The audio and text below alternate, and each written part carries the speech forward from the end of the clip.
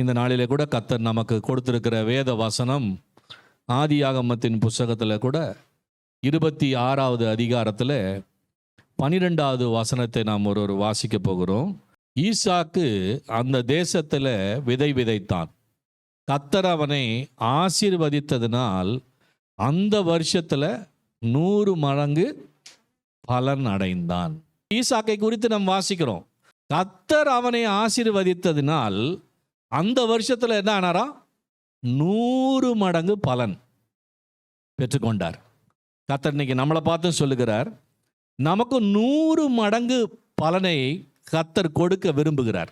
சங்கீதங்களின் புஸ்தகம் 58வது அதிகாரத்தில் 11வது வசனத்தை வாசிங்கன்னா அதில் போட்டிருக்கு, அப்படியாய் கூட, அப்பொழுது மெய்யாய் நீதிமானுக்கு பலன் உண்டென்றும் மெய்யாய் பூமியிலே நியாயம் செய்கிற தேவன் உண்டென்றும் மனுஷன். நம்ம எல்லாரும் மனுஷர்கள் தானே. இந்த பூமியில் 2 கூட்டம் இருக்கு. ஒன்று நீதிமான் என்கிற ஒரு கூட்டம் இருக்கு, இன்னொன்று துன்மார்க்கன் என்கிற ஒரு கூட்டம் இருக்கு. வானத்தையும் பூமியும் படைச்சார் ஆண்டவர். இருளையும் வெளிச்சத்தையும் வெவ்வேறாக பிரிச்சார் ஆண்டவர். ஆசீர்வாதத்தையும் சாபத்தையும் வச்சிருக்கிறாரு. இதை ஒரு மனிதன் தெரிந்து கொள்ள வேண்டும் என்று சொன்னால், எல்லாரும் எதை விரும்புவார்கள் என்று சொன்னால், எல்லாருமே ஆசீர்வாதத்தை தான் விரும்புவாங்க. நான் செய்கிற வேலையில் எனக்கு பலன் கிடைக்கணும், என் குடும்பத்தில் எனக்கு பலன் கிடைக்கணும், என்னுடைய ஊழியத்தில் எனக்கு பலன் கிடைக்கணும். இதை எல்லாருமே விரும்புகிறது அதுதான். மெய்யாகவே நீதிமானுக்கு என்ன உண்டா? பலன் உண்டு. எல்லாருக்குமே பலன் இருக்கு. ஆனால் இங்கே வசனம் சொல்லுது, மெய்யாய் நீதிமானுக்கு பலன் உண்டு என்றும் மெய்யாய் பூமியிலே நியாயம் செய்கிற, அதுதான் ரொம்ப முக்கியம். உலகத்தை நியாயம் தீர்க்க போறவரே அவர் தான். ஆண்டவர் சொன்னார், நீதியை நிறைவேற்றவே பூமிக்கு என்ன பண்ண வந்தேன். இனி வரும் காலங்களிலே பூமியை நீதியாக என்ன பண்ண போறாரு? நியாயம் தீர்க்க போறாரு. அதுக்கு தான் வேத வசனம் சொல்லுகிறது, நீதிமானுக்கு பலன் உண்டு. நீங்க செய்கிற எந்த வேலையா இருந்தாலும், எந்த காரியமா இருந்தாலும் நமக்கு நிச்சயமாகவே என்ன உண்டு? பலன் உண்டு. ஆனால் நீங்க நீதிமான்களாக இருப்பீர்கள் என்று சொன்னால், கர்த்தருடைய பார்வையில் வேத புஸ்தகத்தில் நிறைய நீதிமான்களை நம்ம பார்க்கிறோம். நோவாக்கு கர்த்தருடைய கண்களில் என்ன கிடைச்சது? அவர் உத்தமனும் நீதிமானும், பாருங்க, தேவனோடு சஞ்சரிக்கிறவருமா இருந்தார், குடும்பமாய் காக்கப்பட்டார்னு போட்டிருக்கு. நீதிமானாய் இருந்தார். ஆண்டவராகிய தேவன் சாத்ராக் மேஷாக் ஆபேத்நேகோ அங்கே ஒரு சட்டத்தை ஏற்றின போது அவர்கள் மெய்யான நீதி தேவனுக்கு கீழ்ப்படிந்தபடினால அந்த தேசத்தில் ராஜா அவங்களோட நீதியை பார்த்து உயர்த்தினான். இன்னைக்கு வேதம் அப்படிதான் சொல்லுகிறது. மெய்யாகவே நீதிமானுக்கு என்ன உண்டு தெரியுமா? பலன் உண்டு. ஹல்லேலூயா சொல்லாமா? இன்னொரு வசனம் நீங்க வாசித்து பாருங்க, நீதிமொழிகள் 22:4. அப்படியாய் தாழ்மைக்கும் கர்த்தருக்கு பயப்படுதலுக்கும் வரும் பலன் ஐஸ்வர்யமும் மகிமையும் ஜீவனுமா. யார் தன்னை முதல்ல தாழ்த்துறாங்க? என் நாமம் தரிக்கப்பட்ட ஜனங்கள் தங்களை தாழ்த்தின்னு எழுதியிருக்கு. ஆண்டவராகிய தேவன் மரண பரியந்தம் தன்னை என்ன பண்ணாராம்? தாழ்த்தினார் என்று வேத புஸ்தகத்தில் வாசிக்கிறோம். ஏன் அவர் தாழ்த்தணும்? அவருக்கு வல்லம் இருந்துச்சே. இந்த உலகத்தில் நீதியா நடந்தாரே, அவர் ஏன் மரண பரியந்தம் தன்னை தாழ்த்த வேண்டும்? தாழ்மை மாத்திரல்ல, கர்த்தருக்கு பயப்படுதலுக்கு வரும் பலன். இது ரெண்டும் நீங்க தாழ்மைப்படும் போதும், கர்த்தருக்கு எந்த குடும்பம் பயப்படுதோ, எந்த ஒரு தனிப்பட்ட மனுஷன் பயப்படுறானோ, யாரெல்லாம் கர்த்தருக்கு பயப்படுறாங்க, கர்த்தருக்கு பயப்படுதலே ஞானத்தின் என்ன பலன் வரும்? ஐஸ்வர்யமும் மகிமையும் ஜீவனுமா. அதனால தான் கர்த்தர் சொல்றாரு, ஒரு பலன் இருக்குங்க. நீதிமானுக்கு மெய்யாகவே என்ன உண்டு தெரியுமா? பலன் உண்டு. இந்த மாதத்தில் கூட கர்த்தர் பாருங்க, 3 விதமான பலனை கர்த்தர் ஆசீர்வதித்து நம்ம பெற போறோம் இந்த மாதத்தில். முதலாவது என்ன பலன்னு கேட்டீங்கன்னா, வேத புஸ்தகத்தில் சொல்லியிருக்கு. அப்படியாய் லேவியராகமத்தின் புஸ்தகம் 19வது அதிகாரத்தில் 25வது வசனத்தை வாசிங்கன்னா அதில் போட்டிருக்கு, 5ஆம் வருஷத்தில் அவைகளின் கனிகளை நீங்கள் என்ன பண்ணலாம்? புசிக்கலாம். இப்படி அவைகளின் பலன் உங்களுக்கு பெருகும். நான் உங்கள் தேவனாகிய கர்த்தர். அவைகளின் பலன் உங்களுக்கு என்ன பண்ணுமா? பெருகும். அப்ப முதலாவது ஆண்டவர் சொல்லுகிற பலன், பெருகுகிற பலன் என்கிற ஒரு ஆசீர்வாதத்தை நம்ம பெற்றுக்கொள்வோம். எத்தனை பேர் விசுவாசிக்கிறீங்க? நம்ம எல்லாரும் பெருகணும். பாருங்க, குடும்பம் அப்படியே வாழையடி வாழையா என்ன பண்ணிட்டு இருக்குங்க? பெருகிட்டே போகுது. பிள்ளைகள் பிள்ளைகளின் பிள்ளைகளை என்ன பண்ணுவாய்? காண்பாய். வேலையில் பெருக்கம் பாருங்க, குடும்பத்தில் பெருக்கம், ஊழியத்துல பெருக்கம், எல்லா காரியங்களிலும் கர்த்தர் என்ன பண்றாருன்னு கேட்டீங்கன்னா பெருக்கத்தை உண்டு பண்ணி இருக்கிறார். அவரை வசனம் கூட என்ன பண்ணுச்சான், பெருகிட்டே தான் போச்சான். ஹல்லேலூயா. ரோமர் எழுதின புஸ்தகத்துல 15வது அதிகாரத்துல 13வது வசனம் சொல்லுது, பரிசுத்த ஆவியின் பலத்தினாலே உங்களுக்கு நம்பிக்கை பெருகும்படிக்கு நம்பிக்கையின் தேவன் விசுவாசத்தினால் உண்டாகும் எல்லாவித சந்தோஷத்தினாலும் சமாதானத்தினாலும் உங்களை என்ன பண்ணுவாரா? அப்ப பாருங்க, பரிசுத்த ஆவியின் பலத்தினாலே உங்களுக்கு நம்பிக்கை என்ன பண்ணுமா? பெருகணுமா. இன்னைக்கு கூட அந்த பரிசுத்த ஆவியை குறித்து தான் ஆராதனை நடத்தினாங்க. இந்த பரிசுத்த ஆவியின் பலத்தினாலே, இந்த ஆவி எதுக்காக பெற்றுக்கொள்கிறீங்க? இந்த பரிசுத்த ஆவி நம்ம எல்லாருக்கும் தேவை. ஏன்னு சொன்னீங்கன்னா, இது உலகம் தரக்கூடாத ஒரு சமாதானத்தை உங்களுக்கு என்ன பண்ணுங்க, உலகம் கொடுக்கிற பிரகாரம் கொடுக்காது. உலகம் வேற விதமா கொடுக்கும். ஆனா இந்த பரிசுத்த ஆவி கொடுக்கிறது உலகம் தரக்கூடாத சமாதானத்தை நான் உனக்கு என்ன பண்றேன், ஆண்டவர் சொல்றாரு. அந்த பரிசுத்த ஆவியை நம்ம பெற்றுக்கொள்ளணும். இயேசு கிறிஸ்து இந்த உலகத்துல ஒன்று வச்சுட்டு போனாரு நமக்காக. இன்னைக்கு நம்ம பாருங்க என்னெல்லாம் வச்சுட்டு போவாங்க நம்ம அப்பா அம்மா எதிர்பார்க்குறோம். சொத்து இருக்குமா, பணம் இருக்குமா, அதெல்லாம் நம்ம எதிர்பார்க்குறோம். ஆனாலும் நம்முடைய பரம தகப்பன் நமக்காக ஒன்று வச்சுட்டு போனார். என்ன வச்சுட்டு போனார் தெரியுமா? பரிசுத்த ஆவி. அந்த ஆவியானவர் அதான் சொல்றாரு, பிதா குமாரன் இப்பொழுது அவர் வைத்து விட்டு போயிருக்கிற இந்த பரிசுத்த ஆவியாகிய தேற்றரவாளன்னு போட்டிருக்கு. அல்லேலூயா. அந்த பரிசுத்த ஆவியினுடைய பலத்தினாலே, அதனால்தான் ஆவியோ உற்சாகமானது, மாம்சமோ நல்ல ஆவியில் உற்சாகமாக இருக்கிறோம். இப்போ கொஞ்ச நேரம் வீட்டுக்கு போனோன்னா நல்லா வெயிலில், இப்போ பாருங்க அடிக்கிற வெயிலில் வீட்டுக்கு போனோன்னா கொஞ்ச நேரத்தில் என்ன ஆகிடும், சரீரம் என்ன ஆகிடுது, டயர்டாயிடுது. ஆனால் ஆவியோ என்னங்க, உற்சாகமானது. அந்த பரிசுத்த ஆவியினால பலத்தினால் உங்களுக்கு நம்பிக்கை என்ன பண்ணுமா? பெருகும்படி. அப்ப நம்பிக்கை பெறுகிறது மாத்திரம் இல்ல, அந்த விசுவாசத்தினாலே உங்களுக்கு சந்தோஷத்தினாலும் சமாதானத்தினாலும் கர்த்தர் உங்களை என்ன பண்ணுவாராம்? நிரப்புவார். எதனால நிரப்புவார்? அந்த பரிசுத்த ஆவி என்கிற ஒரு பலனால. நான் அடிக்கடியாக சொல்லுவேன் ஒரு உதாரணத்தை. என்னன்னு கேட்டிங்கன்னா, அந்த காலத்தில் ஒரு சிமினி விளக்கு வச்சுருந்தாங்க. அந்த விளக்கு எரியும் போது அதில் என்ன படியும்னு கேட்டிங்கன்னா கறி படியும். அது படி அது என்னவா இருக்கும்னு கேட்டிங்கன்னா மங்கலாயிரும். வெளிச்சம் என்ன ஆகிடுங்க, மங்கலாயிரும். அந்த வீட்டில் வைத்திருக்கிற ஒரு தாய்மார்கள் என்ன பண்ணுவாங்கன்னு கேட்டிங்கன்னா, அந்த விளக்கு எரிஞ்சிட்டு தான் இருக்கும். ஆனால் அந்த மேலே இருக்கிற அந்த சிமினியை எடுத்து அதை துணியில் தொடச்சி என்ன பண்ணுவாங்க, போடுவாங்க. அது அநேகருக்கு என்ன கொடுக்கும், வெளிச்சம் கொடுக்கும். அதே போல் தான் பரிசுத்த ஆவியானவர் கூட. நம்ம வாழ்கிற உலகம் நம்மை கரைப்படுத்துகிற உலகம். நம்ம கண்களினால் பாருங்க பார்க்குறோம், காதுகளினால் கேட்கிறோம், மாம்சத்தில் தான் நம்ம நடக்கிறோம்.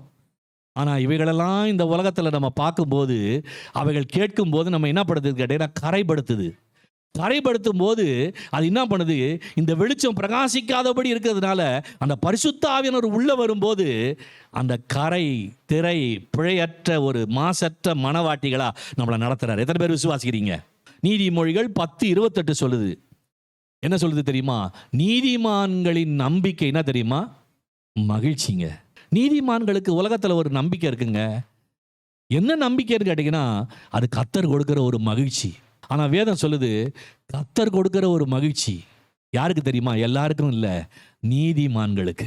ஒரு வசனம் சொல்லுகிறது, 2 கொரிந்தியர் 9வது அதிகாரத்தில் 8வது வசனத்தை வாசிங்கன்னு சொன்னால் அதில் போட்டிருக்கு, மேலும் நீங்கள் எல்லாவற்றிலும் எப்பொழுதும் சம்பூர்ணமுள்ளவர்களாயும் சகலவித நற்கிரியைகளை பெருகலாயும் இருக்கும்படியாக தேவன் உங்களிடத்தில் சகலவித கிருபையும். அப்ப சகலவித நற்கிரியையும் செய்யணும். இயேசு நன்மை செய்கிறவராகவே, அவர் தீமையை காண மாட்டாத. நம்ம வாழ்கிற உலகத்தில் தீமையும் இருக்குது, நன்மை இருக்குது. சகலவித நற்கிரியைகளாலும் தேவன் உங்களிடத்தில் சகலவித கிருபைகளையும் என்ன பண்ணுவாராம்? பெருக செய்வார்.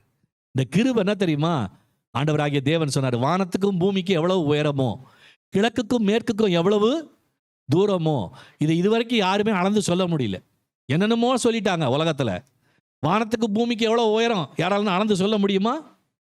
அல்லது கிழக்குக்கும் மேற்குக்கும் எவ்வளவு தூரம்? அதனால தான் இயேசு சிலுவையின் நெடுமரத்தில் தொங்கினார். நீங்க யோசிச்சு பாருங்க. அதான் வானத்துக்கும் பூமிக்கும் ஒரு மரம், 2வது ஒரு மரம் சிலுவைன்னு சொல்றோம் பாருங்க, அப்படியே கூட அது கிழக்குக்கும். அப்ப அவர் கிருபை மாறவே மாறாதுங்க. அந்த கிருபையை அளவிடவே முடியாது. அந்த கிருபையினால தான் ஆண்டவர் சொல்றாரு, உங்களை பெருக செய்வேன்னு சொல்றாரு. எத்தனை பேர் விசுவாசிக்கிறீங்க? கர்த்தர் பரிசுத்த நாமத்துக்கு ஸ்தோத்திரம் உண்டாதாக. அப்ப பெருகுகிற பலனை கர்த்தர் நமக்கு கொடுத்து நம்ம என்ன பண்றாரு? ஆசீர்வதிக்கிறார். அல்லேலூயா. உன் குடும்பத்தில் ஒரு பெருக்கம் நடக்கும், உன் வீட்டில் ஒரு பெருக்கம் நடக்கும், உன் ஊழியத்தில் ஒரு பெருக்கம் நடக்கும். ஆண்டவராகிய தேவன் சொல்றாரு, நீ செய்கிற வேலையில், உன் வியாபாரத்தில், உன் தொழிலிலே பெருக்கம் நடக்கும். அதனால தான் ஆண்டவராகிய தேவன் அந்த வசனத்தை சொல்லுகிறார், மெய்யாகவே நீதிமானுக்கு தான் உண்டு தெரியுமா? பலன் உண்டு. நீ நீதிமானா இருக்கணும். அவருடைய பார்வையில் அவர் நியாயம் செய்கிற கர்த்தர் ஒருத்தர் இருக்கிறாரு. அதை மறந்துடவே கூடாது. அவர் பாதத்தில் நீ அமர்ந்திருந்தா ஆண்டவர் சொல்றாரு, பெருகிற பலன் என்கிற ஆசீர்வாதத்தை பெறுவான். எப்படி ஈசாக்கு விதை வைத்து 100 மடங்கு ஆசீர்வாதத்தை பெற்றானோ, அதே போல் கர்த்தர் உங்களுக்கு எனக்கு சொல்லுகிறார், பெருகுகிற பலன் என்கிற ஒரு ஆசீர்வாதத்தை என்ன பண்ணுவோம் தெரியுமா? பெறுவோம். ரெண்டாவது என்ன பெறுவோம்னு கேட்டா வாசிப்போம். ரூத் எழுதின புஸ்தகத்தில் 2வது அதிகாரத்தில் 12வது வசனத்தில் நாம் வாசிப்போம் என்று சொன்னால், இஸ்ரவேலின் தேவனாகிய கர்த்தர் சொல்றாரு, கர்த்தருடைய செட்டைகளின் கீழ் அடைக்கலமாய் வந்த உனக்கு அவராலே நிறைவான பலன் உண்டு. நீ யார் கீழே வந்தப்பா? இந்த ரூத்தை பார்த்து சொல்லும்போது, ரூத்தினுடைய வாழ்க்கையை முதல்ல எடுத்துக்கிட்டீங்கன்னு சொன்னால், அப்படியே கூட அவங்கள குறித்து வாசிக்கிறோம். 2 மருமகள் இருந்தாள் நகோமிக்கு. நான் ஒருத்தி முத்தம் செய்துட்டு போயிட்டா நான் சொந்த ஊருக்கு, நான் தகப்பன் வீட்டுக்கு. ஆனால் ஒருத்தி என்ன பண்ணன்னு கேட்டிங்கன்னா, உன் தேவன் என் தேவன், உன் ஜனம் என் ஜனம். அவள் எதை எதிர்பார்த்தான்னு கேட்டிங்கன்னா, தன் சுயத்தை இல்லை, உன் தேவன் என் தேவன், உன் ஜனம் ஏன் ஜனம். நம்மளாம் சொல்லுவோம் ஏன் ஜனம்னா ஏன் ஜனம்னு. ஆனால் அவன் என்ன சொன்னான்னு கேட்டிங்கன்னா, உன் ஜனம் ஏன் ஜனம். அப்போ அவள் கடந்து போன வேளையில் அவளுக்கு எல்லாமே சாதகமாக இல்லை. அதனால தான் அந்த போவா சொல்லும் போது சொல்கிறாரு, உன்னை பற்றி நான் கேள்விப்பட்டேன். என்ன கேள்விப்பட்டேன்? உன் ஜென்ம ஊரை விட்டுட்டு என்ன பண்ணிட்ட, நீ இங்கே வந்து இங்கே அடங்கி இருந்து கர்த்தராகிய தேவனுடைய சட்டைகளின் கீழே அடைக்கலமாக வந்த பாரு. உனக்கு அதனால தான் என்ன கிடைக்க போகுது? நிறைவான பலன். ஆண்டவர் 2வது சொல்லுகிறார், நிறைவான பலன் என்கிற ஒரு ஆசீர்வாதத்தை பெற போகிறோம். விசுவாசிக்கிறீங்களா? அது என்னங்க நிறைவான பலன்? உபாகமத்தின் புஸ்தகத்தில் 33வது அதிகாரத்தில் 23வது வசனத்தை நீங்கள் வாசி பாருங்களேன். நப்தலியை குறித்து, நப்தலி கர்த்தருடைய தயவினாலே திருப்தி அடைந்து அவருடைய ஆசீர்வாதத்தினாலே நிறைந்திருப்பான். அவன் மேற்திசையும் தென் திசையும் சுதந்தரித்துக் கொள்ளுவான். நப்தலியை குறித்து இங்கே எழுதியிருக்கார் கர்த்தர். என்னன்னு கேட்டீங்கன்னா, நப்தலி கர்த்தருடைய தயவினாலே. எதனாலங்க? கர்த்தருடைய தயவினால தான் திருப்தி அடைந்தானா. அவருடைய ஆசீர்வாதத்தினாலே என்ன பண்ணியிருப்பானா? நிறைந்திருப்பான். இன்னைக்கு உங்களுக்கு எனக்கும் கர்த்தரின் ஆசீர்வாதம் எனக்கு ஐஸ்வர்யத்தை அதனோட என்ன கூட்ட மாட்டாரு, வேதனை இருக்காது. ஆண்டோட தயவு, ஆண்டு இரக்கம் நமக்கு மேலே இருக்கணும். முதல்ல இருந்துச்சுன்னா அவருடைய ஆசீர்வாதத்தினாலேயே நம்ம என்ன பண்ணுவோம்? நிறைந்திருப்போம். அல்லேலூயா. இந்த நிறைவு தேவைங்க. கெட்ட குமாரன் என்ன பண்ணாருன்னு கேட்டிங்கன்னா, அவன் முதல்ல பாருங்க, அப்பாட்டது சொத்தெல்லாம் வாங்கிட்டு போய் நல்லா சாப்பிட்டு நல்லா திருப்தி ஆகிட்டு கையில் ஒன்றுமே இல்லாத போது திருப்பி எங்கே வந்தான்? அப்பா வீட்டில். அப்பா வீட்டில் நமக்கு நல்ல சாப்பாடு இருக்கும் போது நம்ம ஏன் போய் பந்தினோட தவிட்டு என்ன பண்ணோம்? அப்பா இங்கே மேல தாளத்தோடு பாருங்க காணாமல் போன மகனை வரவேற்கிறாரு. அல்லேலூயா. இப்போ இவனுக்கு என்ன தெரியுமா? கர்த்தர் பரிசுத்த நாமத்துக்கு ஸ்தோத்திரம் உண்டாதாக. மனம் திரும்பினபடினால் இவனுக்கு என்ன வந்துச்சுன்னு கேட்டிங்கன்னா, என் வாழ்க்கையில் திருப்தி வந்துச்சு. அதனால தான் இன்னைக்கு கர்த்தர் சொல்றாரு, மனம் திரும்புங்கள் பரலோக ராஜ்யம், மதம் மாறுங்கள்னு சொல்ல. இயேசு கிறிஸ்து இதுவரைக்கும் நம்ம வேத புஸ்தகத்தில் என்ன எழுதி வச்சிருக்காருன்னு கேட்டிங்கன்னா, மனம் திரும்புங்கள் பரலோக ராஜ்யம் என்னவா இருக்குங்க. அப்போ இந்த கெட்ட குமாரன் மனம் திரும்பினாங்க. திரும்பின உடனே அவனுக்கு எல்லாம் திருப்தியாச்சு. ஆனால் வீட்லேயே ஒருத்தன் உட்காந்துருக்கான் பாருங்க, அண்ணன். அவன் பாருங்க எல்லா விதமான ஆசீர்வாதமும் இருக்கு, ஆனால் அவனுக்கு என்ன இல்லை? திருப்தி இல்லை. இன்னைக்கு நிறைய பேர் அப்படிதாங்க. நீங்க யோசிச்சு பாருங்க, எல்லாம் நம்ம ஜபத்தில் பெற்றுக்கொண்டோம். இன்னைக்கு கேட்டு பாருங்க, திருப்தி இல்லை பிரதர், அது இல்லை பிரதர், இது இல்லை பிரதர் அப்படின்னு சொல்றோமா? சொல்லியா? ஆனா மனம் திரும்பி வந்தான் பாருங்க, அவனுக்கு ஆடு அடிச்சு, கோழி அடிச்சு, மாடு அடிச்சு, அவனுக்கு சீரியல் லைட்லாம் போட்டு அப்பா வரவேற்கிறாரு. ஏன் தெரியுமா வரவேற்றாரு? அவன் மனம் திரும்பி வந்தான். இன்னைக்கு கர்த்தர் நம்மளை கூட பார்த்து சொல்றாரு, மனம் திரும்புங்கள் பரலோக ராஜ்யம் எப்படி இருக்குங்க? சமீபமா இருக்குது. இந்த நப்தலி கூட கர்த்தருடைய தயவினாலே, இரக்கத்தை பெற்றதினாலே, ஆண்டவருடைய கிருபையினாலே அவன் நிறைவுள்ளவனா காணப்பட்டான். அல்லேலூயா. இன்னைக்கு ஆண்டவராகிய தேவன் நமக்கு சொல்றாரு. 1 கொரிந்தியரின் புஸ்தகத்தில் 13வது அதிகாரத்தில் 10வது வசனம் சொல்லுது, நிறைவானது வரும்போது குறைவானது ஒழிந்து போகுமா. அப்ப நிறைவு யார் தெரியுமா? நம்ம இயேசு கிறிஸ்து தான். இந்த உள்ளத்துல அந்த நிறைவானவர் வந்துட்டாருன்னா நமக்குள்ள இருக்கிற குறைவெல்லாம் என்ன பண்ணுமா தெரியுமா? போயிருங்க, நம்மளை விட்டு போயிடும். என்ன குறைகள் இருந்தாலும் அதை பத்தி நீங்க கவலையே பட மாட்டீங்க. ஏன்னா நமக்குள்ள ஒரு நிறைவான இயேசு என்ன பண்ணிட்டாரு? வந்துட்டார். அப்படியே கூட பெர்க்மான்ஸ் பாடுவாரு, என் தேவன் தம்முடைய மகிமையின் செல்வத்தினால் குறைகளை எல்லாம் கிறிஸ்துவுக்குள் நிறைவாக்கி நடத்துகிறாராம். பாடலாமா அந்த பாடலை? என் தேவன் தம்முடைய மகிமையின் செல்வத்தினால், என் தேவன் தம்முடைய மகிமையின் செல்வத்தினால் குறைகளையே கிறிஸ்துவுக்குள் நிறைவாக்கி நடத்திடுவார். சொல்லுவோம், குறைகளையே கிறிஸ்துவுக்குள் நிறைவாக்கி நடத்திடுவார். சிங்கக்குட்டிகள் பட்டினி கிடக்கோ, ஆண்டவரை தேடுவோர்க்கு குறையில்லையே. சிங்கக்குட்டிகள் பட்டினி கிடக்கோ, ஆண்டவரை தேடுவோர்க்கு குறையில்லையே. குறையில்லையே, குறையில்லையே. இயேசுவை தேடுவோர்க்கு குறையில்லையே. குறையில்லையே, குறையில்லையே. ஆண்டவரை தேடுவோர்க்கு குறையில்லையே. அல்லேலூயா. அப்ப நிறைவான பலன் என்கிற ஆசீர்வாதத்தை பெற போறோம். 3வது கடைசியாக வேத புஸ்தகம் சொல்லுகிறது, சங்கீதம் 19:11, அன்றியும் அவைகளால் உமது அடியேன் எச்சரிக்கப்படுகிறேன், அவைகளை கை கொள்ளுகிறதுனால் கர்த்தருடைய வேதம் குறைவற்றதும் ஆத்துமாவை என்ன பண்ணுதான்? உயிர்ப்பிக்கிறது. இந்த சரீரம் போயிடும், இந்த ஆவி கூடு விட்டு கூடு என்ன பண்ணும்? போயிடும். ஆனா இந்த ஆத்துமா இருக்கு பாத்தீங்களா, இந்த ஆத்துமாவை தான் கர்த்தர் சந்திக்கிறார். இந்த ஆத்துமாவை பத்தி சொல்லுகிற கர்த்தருடைய வேதம் குறைவற்றதும். உங்க வாழ்க்கையில ஒரு குறைவும் இருக்காது. இந்த வேதத்தை வாசிங்கன்னு சொன்னா வெறும் வாசா மட்டும் போதாது, அதை கேட்டா மட்டும் போதாது.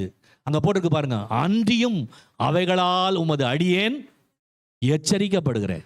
நோவா கூட ஒரு எச்சரிப்பு கொடுத்தார் ஆண்டவர். என்ன எச்சரிப்பு? நான் உலகத்தை என்ன பண்ண போறேன்? அழிக்க போறேன். அதனால ஒரு பேழையை உண்டு பண்ணுன்னு சொன்னார் ஆண்டவர். சொன்னபோது நோவா தற்காலத்தில் தேவ எச்சரிப்பை பெற்று தேவனோடு சஞ்சரித்து உத்தமனும் நீதிமானுமாய் காணப்பட்டு குடும்பமாய் என்ன பண்ணப்பட்டார்? காக்கப்பட்டார். இன்னைக்கு வேதம் சொல்லுகிறது, அந்தியும் இவைகளால் அடி என்ன பண்ணப்படுகிறேன்? எச்சரிக்கப்படுகிறேன். அவைகளை கை கொள்ளுகிறதுனால், இதை வாசிக்கிறதுனாலோ இதை ஒருவேளை கேட்கறதுனாலோ அல்ல, இதைகளை இதன்படி என்ன பண்ணுங்க? செய்யணும். ஒரு கம்பெனியில் போய் அப்பாயின்மெண்ட் ஆர்டர் வாங்கிட்டீங்கன்னு வச்சுங்க, உங்களை செலக்ட் பண்ணிட்டாங்க அப்படின்னோடனே அப்பாயின்மெண்ட் ஆர்டரில் இவ்வளவு சேலரி, இவ்வளோ இந்த காலையில் இந்த டைம்லேருந்து இந்த டைம் வரைக்கும் வேலை செய்யணும், இவ்வளவு ப்ராஜெக்ட் நீங்கள் ரெடி பண்ணணும், இவ்வளவு எல்லாத்தையும் ரெடி பண்ணதான், இந்த மாதத்துக்கு இந்த வருஷத்துக்கு இவ்வளோ பண்ணதான் உங்களை அடுத்த வருஷம் வேலையில் என்ன பண்ணியிருப்பேன்? வச்சிருப்பேன்னு சொல்லுவாங்க இல்லையா? அதெல்லாம் கையெழுத்து போட்டு நம்ம வாங்கிடுவோம். வாங்கிட்ட பிறகு வெறும் வாங்கி கையில் படிச்சுட்டு வச்சிருக்கிறது இல்லை, அதுக்குரிய செயல்பாட்டை என்ன பண்ணுங்க? செய்யணும். செஞ்சாதான் வருஷந்தோறும் என்ன கிடைக்கும்? இன்கிரிமெண்ட் கிடைக்கும். அதே போலதான் கர்த்தர் சொல்றாரு, அந்தியும் அவைகளால் அடியே என்ன பண்ணப்படுகிறேன்? எச்சரிக்கப்படுகிறேன்ப்பா. ஆனால் அவைகளை கை கொள்ளுகிறதுனால் மிகுந்த பலன் உண்டு. இதை கை கொண்டு பாருங்க, உங்க குடும்பம் ஆசீர்வாதமா மாறிடும், உங்க வேலை ஆசீர்வாதமா மாறிடும், உங்க ஊழியம் ஆசீர்வாதமா மாறிடும். எதை கை கொள்ளணும் தெரியுமா? கர்த்தருடைய வசனத்தை. அல்லேலூயா.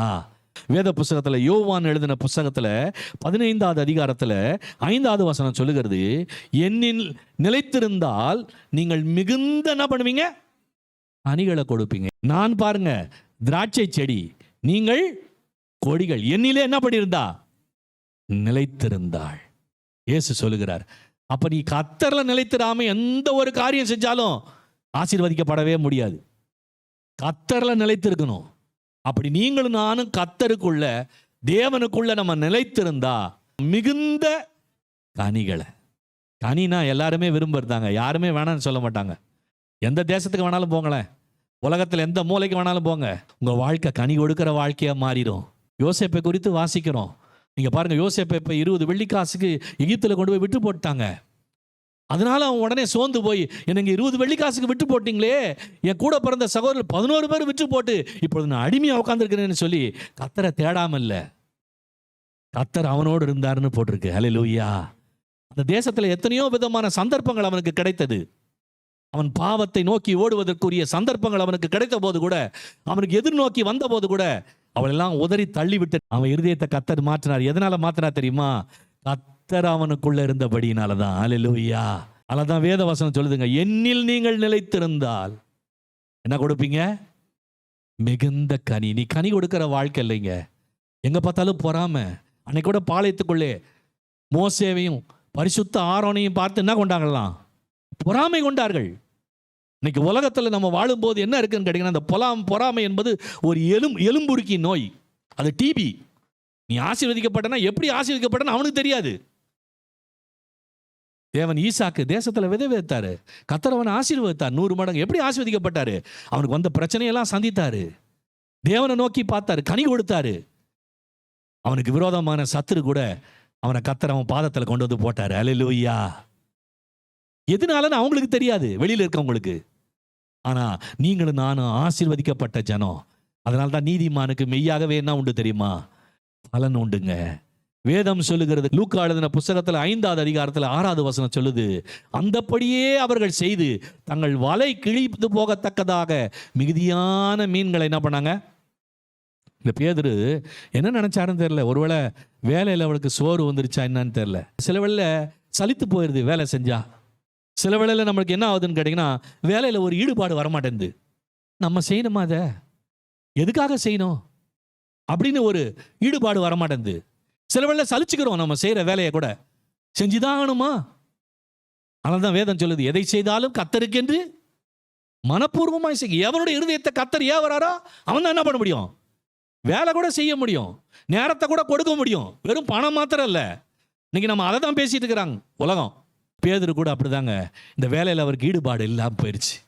இந்த வேலையில் சலித்து போயிட்டாரு போலகுது. உடனே வலையை தூக்கிட்டு திருப்பி எங்கே போயிட்டாருங்க? எங்கே போயிட்டாரு? மீன் பிடிக்க போயிட்டாரு. போயிட்டு ராம் முழுதும் பிரயாசப்படுறாரு. ஆனால் ஒரு மீன் கூட அவருக்கு என்ன பண்ணல, கிடைக்கலைங்க. என் வார்த்தையின்படி இப்பொழுது என்ன பண்ணு, வலையை போடுப்பா. உடனே விசுவாசத்தாங்க பேதுரு, பா இவ்வளோ நேரம் பிரயாசப்பட்டேன், ரொம்ப களைப்பாக இருக்கேன், திருப்பியும் போடுன்னு சொல்லிடுற, கிடைக்குமா கிடைக்காதா அப்படிலாம் கேட்கல. ஆண்டவர் சொன்ன வார்த்தையின்படி நீங்களும் நானும் போட்டா வலை கிளியத்தக்கதாக மீன்கள் என்ன பண்ணானா பிடிச்சானாங்க. பேதுரு, எத்தனை பேர் விசுவாசிக்கிறீங்க? அவருடைய வார்த்தையின்படி செஞ்சு பாருங்க. அதன்படி செய்கிறவர்களாய் நாம் இருப்போம் என்று சொன்னால், அந்தப்படியே அவர்கள் செய்து, அந்த வசனம் சொல்லுது, தங்கள் வலை கிழிந்து போகத்தக்கதாக. ஏதோ 1-2 மீன் இல்லைங்க, ஏதோ பாருங்க சையை காட்டி பக்கத்தில் இருக்கிற படகையும் கூப்பிடுறான். மிகுதியான மீன்களை என்ன பண்ணாங்க? ஏராளமான மீன்களை, திரளான மீன்களை என்ன பண்ணாங்க தெரியுமா? பிடிச்சார்கள். ஹல்லேலூயா. விசுவாசிக்கிறீங்களா? அப்ப மிகுதியான பலன் என்கிற ஒரு ஆசீர்வாதத்தை இந்த மாதம் என்ன பண்ண போறோம் தெரியுமா? எத்தனை பேர் விசுவாசிக்கிறீங்க? இந்த மாதம் நம்ம பலனை பெற போறோம். மெய்யாகவே நீதிமான் என்ன பெறுவாங்க? பலன் பெறுவான். முதலாவது என்ன பலன் தெரியுமா? பெறுகிற பலன். 2வது என்ன பலன் தெரியுமா? நிறைவான பலன். 3வது என்ன பலன் தெரியுமா? மிகுதியான ஒரு பலன்.